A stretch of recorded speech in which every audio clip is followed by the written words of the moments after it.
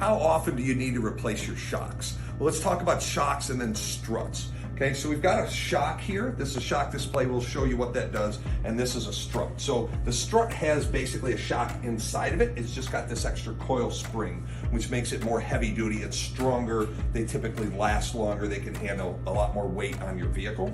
And then you've got your mount here as well that goes up into the top of the engine compartment. Okay, now what do shocks and struts do? They keep the vehicle on the ground. So as the shocks and struts wear out, when you hit bumps, normally the car just locks in. When the shocks and struts wear out, that car continues to bounce. So you can see here is a bad shock. See how it pops back up? So you hit a bump and that's gonna keep bouncing really fast. Now you watch this side and it slowly comes back up, which is what the design of a shock or strut is, to absorb that impact. So how much do they cost and how often should we replace them?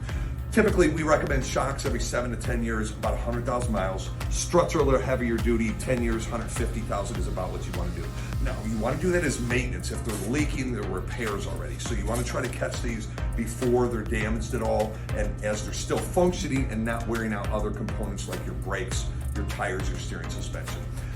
Cost-wise, you could be anywhere from maybe $400 up on a set of shocks, all the way up to thousands of dollars for struts, and some of these have electronic struts. They can get really expensive, so it matters the manufacturer and the type of shock or strut that you have. So any questions on this, give us a call. We're here to help you. Definitely be doing those shocks and struts around tax season. You got money coming back in. Get them done as maintenance before your tires, brakes, other components get wore out too.